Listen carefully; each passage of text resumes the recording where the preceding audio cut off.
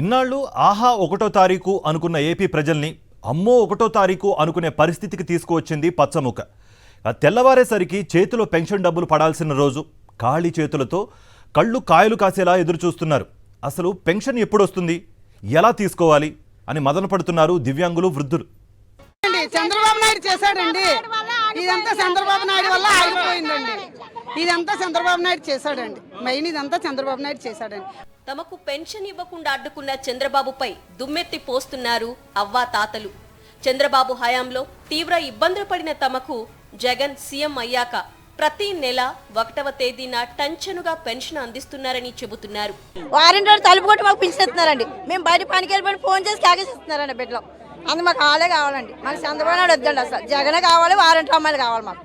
అదండి మేము ఆయన వచ్చాక బాగుపడ్డామండి. మేము ప్రతి నెల 1వ తారీఖున కోడి కూయక ముందే పెన్షన్ వచ్చేది.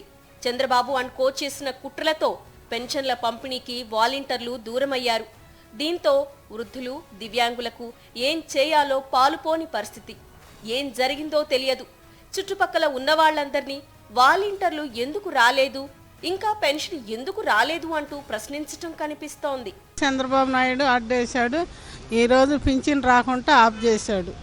ఆ పింఛన్ కోసం ఎదురు చూస్తున్నాం. వాలంటీర్లు కూడా వచ్చి తెల్లారిపాటికి ఇచ్చేవాళ్ళు. పేదల కోసం సంక్షేమ పథకాలు అమలు చేస్తున్న సీఎం జగన్ కు వస్తున్న మంచి పేరును చూసి చంద్రబాబు కుట్రలు చేశారని వృద్ధులు ఆగ్రహం వ్యక్తం చేస్తున్నారు. కసి ఎందుకంటే మరి జగన్ మంచి పేరు వచ్చేస్తుందండి, ఆ పేరు రాకుండా ఆపుతున్నాడండి. అది ఆపితే మేము అందరం జనాలు చచ్చిపోతామండి, మేము బతకలేమండి. ఎందుకంటే మాకు ఉదయం 6ంటికి పెన్షను, 10ంటికల్లా రేషను, ఏదొచ్చినా మా ఇంటి ముందులకు వచ్చి రేషను పెన్షన్ మాకు పిలిచిస్తారండి. మేము ఇల్లు తిరిగి వాళ్ళ షాపుల దగ్గరికి వెళ్ళి అక్కడ లైన్లో నిల్చొని చేయాలంటే మా వల్ల కాదండి. 1వ తారీఖు పొద్దున్నే రావాల్సిన పెన్షన్లు ఇంకా రాలేదు. ఏం జరిగిందో ఇప్పుడు తెలిసింది. వాలంటీర్లను అడ్డుకున్న టీడీపీకి బుద్ధి చెప్పి ప్రజల కోసం పనిచేసే జగన్కే వృద్ధులంతా ఓట్లేయాలని అవ్వా తాతలు పిలుపునిస్తున్నారు. తెల్లవారుతానే వచ్చి అమ్మ ఇదో పింఛన్ అని ఇచ్చన్నారు. ఈ పొద్దు ఎందుకు రాలే, ఏమి ఇది పరిస్థితి అని నాకు నిన్న రేడియోలో చెప్పింది. కాకపోతే నాకు ఆలోచన అయిపోయింది, మనం ఎప్పుడైనా మరీ మనల్ని బాగా కోరుకునే వాళ్ళకే మనం ఓటు వేయాలి. జగన్మోహన్ రెడ్డే రావాలా, ఆయనకే ఓటు వేయాలి. నేను ఇట్ట పోలేం, మేము మా ఇట్ట పెద్దవాళ్ళందరూ దయదలిసి ఆయనకే ఓటు వేయాలి. తాత ఇదిగో పెన్షన్, మా అమ్మ ఇదిగో పెన్షన్ అని లేపి ఇస్తున్నారు. అలాంటప్పుడు ఇలాంటి సిస్టాన్ని రద్దు చేయమని కోరే ఎదవి అవడం దేనికి? వీళ్ళందరూ ఏమైపోతారు, ఏ విధంగా వెళ్తారు?